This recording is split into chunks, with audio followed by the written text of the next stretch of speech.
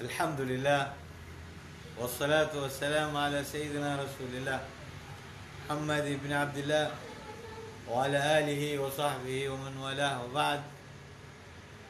Tukiwa tuendelea katika kipindi chetu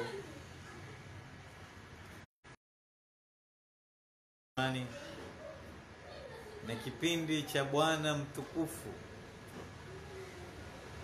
As-Sunanul Mahjura, Ihya As-Sunanil Mahjura, kuhuisha sunna ambazo zilizogurwa, huku tukiwa katika Sayyidu Shuhur na tukiwa twaeleza sunani za Sayyidul Bashar, tukizitafuta ziko wapi, tukizitafuta tumeziwacha wapi, tumezisahau pahala gani.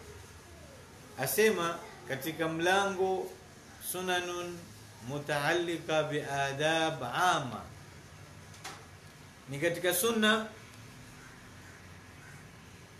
an yusharika ar-rajulu ahlahu, mtu ashirikiane na mkewe, mwanamume ashirikiane na mkewe fi amali baitihi, katika kazi za nyumbani kwake, kama kana yaf'alu sayyidul wujud, kama ilivyokuwa ada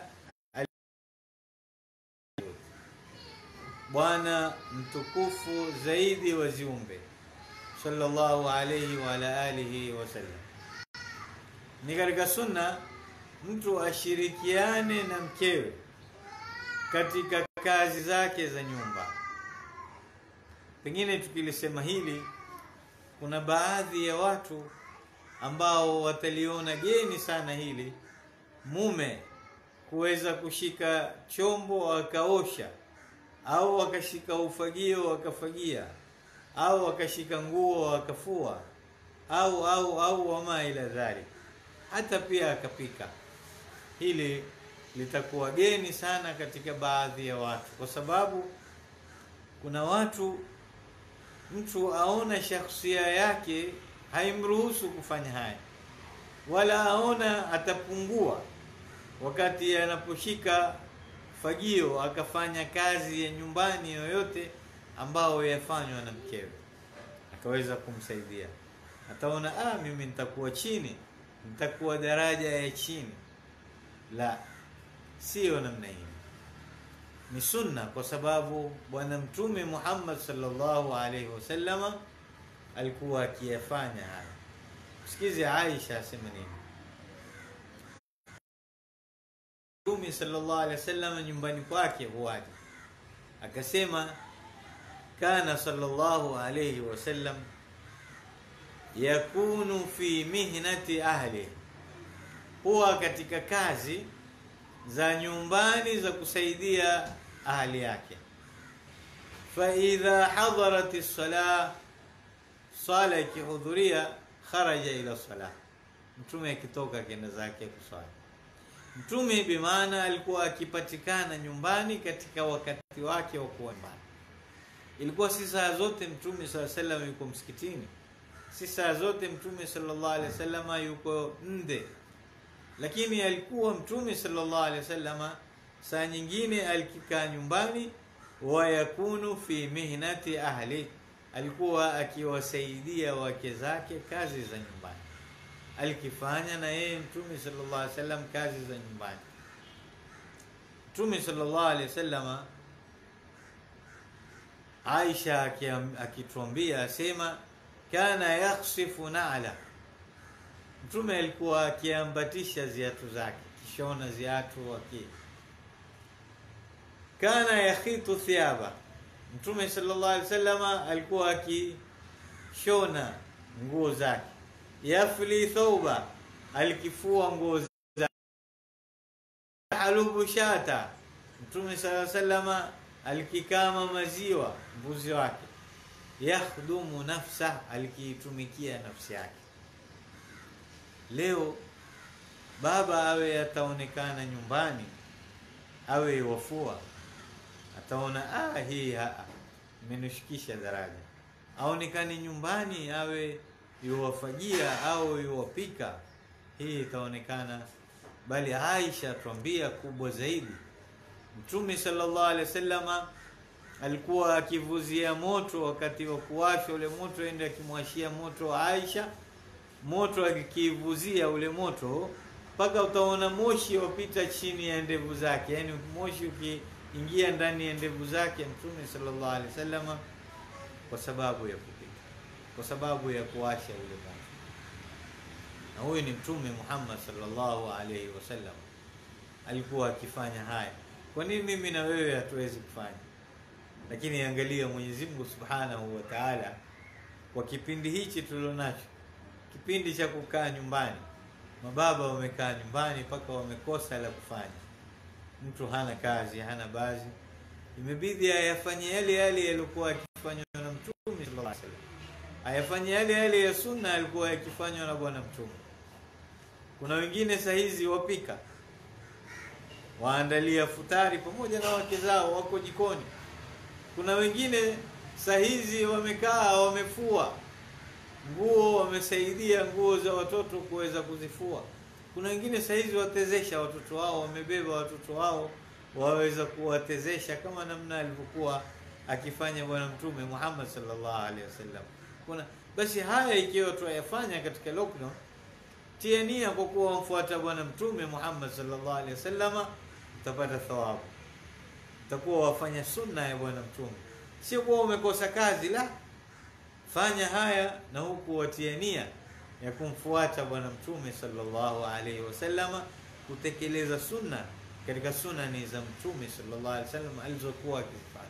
Kwani hawa wanawake hatukuwaweka kwa haya, wala hatukuwaoa wanawake kuwa majumbani kwetu. Taka tujue mambo yao kwamba yalio. Kwanza, innal mar'ata laysat khadima fi baiti zawjiha, mwanamke si mfanya kazi katika nyumba ya mumewe. Hatukumweka kama ni mtumishi kwa kuwa lazima awe atafanya kazi, atufanyie sisi kazi, ni kiboi wa nyumbani kwa lugha nyingine. La, sio namna hii. La pili, ni ada ya watu kuweza kuwa wasaidiane, bwana na bibi, almusahama fi mihnati albayt. Bwana na bibi wawe na musahama katika kazi zao za nyumbani. Wewe ukitoka zako kazini, ukija ukimpata mke amelemewa, basi ingia msaidie. Osha na wewe zile vyombo vile vitatu uweze utaosha, au ufanye lolote lile ambapo kwamba lilioko, iwe utalifanya ambapo kwamba lawezekana kufanyika. Hata kama huwezi kufua kwa mkono, mashini iko nyumbani. Kama namnomwekea mke mashini nyumbani, basi fua, ingia washa mashini, kaa ungojee uweze kusuza zile nguo, usaidie, kwa sababu ameelemewa yule mke katika kazi ambapo kwamba. Kisha la tatu, nataka tujue ada wanazuoni, hakuna itifaki ya wanazuoni kwa kuwa mwanamke lazima akufanyie kazi. Hakuna itifaki ya wanazuoni. Haya ni mambo namna ya kusikizana. Waja'ala bainakum mawaddatan wa rahma, kuna mahaba, kuna na rahma.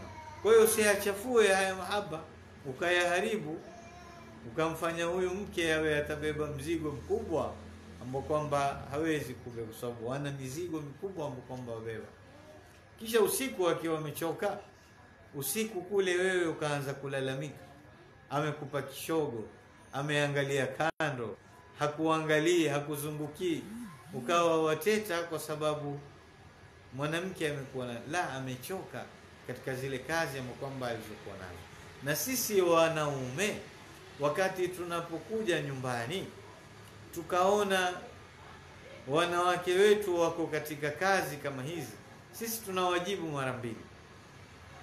Wajibu wa kwanza, shukruha, tuwashukuru kwa sababu wametufanyia kazi nzuri. Shia nyumba, watu angalilia watoto, watu nini, mpaka lile la mwisho ambapo kwamba lilioko katika usiku pia watufanyia. Kwa hiyo tunakushukuru, tuwashukuru hawa wake zetu kwa sababu ya kazi wanazozisimamia katika majumba yao. La pili adamu taaffufi wal ghadab ala taksir, tusiwe na wala tukawa na hasira kwa sababu wamefanya taksir katika kazi fulani, haikuwa leo umeingia katika nyumba umepata mtoto pengine hajaogeshwa, pengine alikuwa na kazi nyingi zimemshinda zikamlemea, basi tusiwe na kuudhika na taafuf tukawa tukasirika katika mambo kama haya, tuwe tutawatukulia, tuwasairi.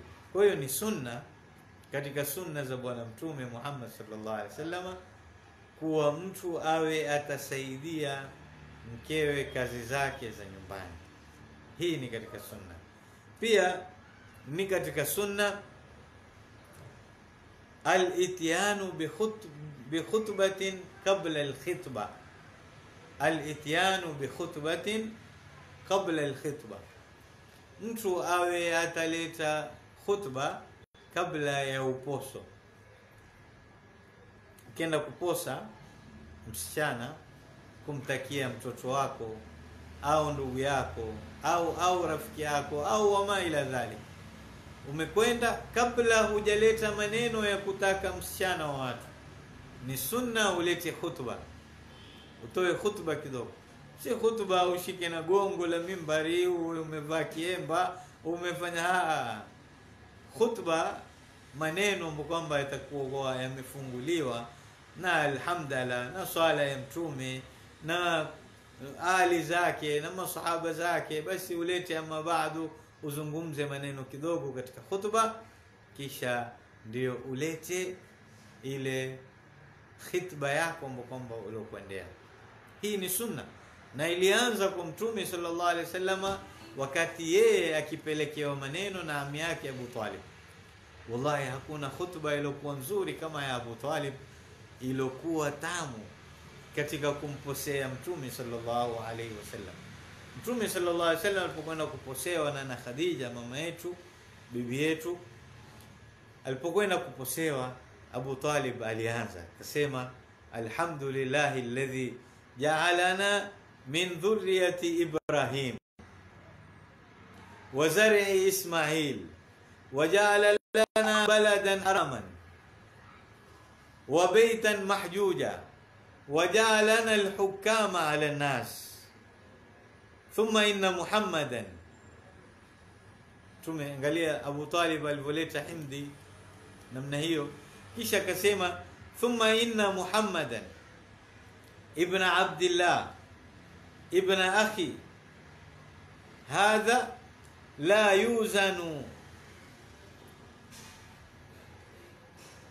bihi fatan min Quraysh illa rajaha bihi fadlan wa karaman wa aqlan wa in kana fil mali kullun fa huwa dhillun zail wa ariyatun mustarja'a wa lahu fi Khadija binti Khuwailid raghba wa laha fihi mithlu dhalik fama ajabtum min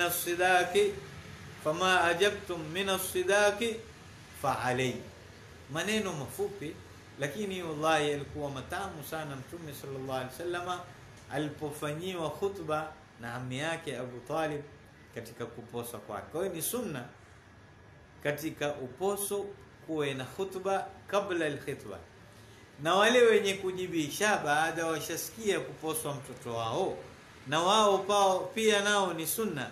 Wal ijabatu, na kule kujibisha, min at-taraf thani, katika upande wa pili, baada hamdillahi wassalati ala nabii sallallahu alayhi wa ala alihi wasallam. Upande wa pili nao ni sunna. Wakitaka kujibisha uposo kama ule, wasiujibishe tu moja kwa moja, wajibishe baada hamdillahi, alhamdulillah, kisha wassalatu wassalam ala sayyidina Muhammad, kisha wa ala alihi wa sahbihi wasallam. Na sisi tumekubali uposo wenu, tumesikia maneno yenu, ulete maneno namna yatakayokuwa katika yale maneno ya kuweza kukubali. Usiseme tu jawabu lako kabla ya kuleta alhamdulillah na kuleta as-sala ala nabii sallallahu alaihi wasallam wa ala alihi wa sahbihi wasallam. Kwa hapa tumejifundisha kuna khutba katika uposo, tusende tu katika maneno direct hamdala, na kuna sala ya mtumi katika mwenye kujibisha. Hizi ni sunna ambapo kwamba zilokuwa katika sunani za bwana mtume Muhammad sallallahu alaihi wasallam. Kwa hiyo mwenye kuposa ajue atafanya nini katika sunna, na mwenye kuposewa binti yake pia ajue atafanya nini katika sunna, ili tuhuishe hizi sunna za bwana mtume ambazo kwamba ni mahjura. Hizi ni baadhi ya sunan ambapo kwamba ni mahjura, zimegurwa na watu, zimewachwa, zimeghafilikwa nazo, watu wamezitupa. Kwa hiyo tumejifundisha kufanya kazi katika lockdown, tukiwasaidia wake zetu, tutie nia ya kuwa tumfuata bwana mtume Muhammad sallallahu alaihi wasallam, kisha na namna ya kuposa na namna ya kuposwa pia tufuate sunna ya bwana mtume sallallahu alaihi wasallam. Mwenyezi Mungu atujalie min alladhina yastami'una alqawla fayattabi'una ahsana. Mwenyezi Mungu atujalie min ahli sunan dhahiran wa batina. Wassalamu alaykum wal afu minkum.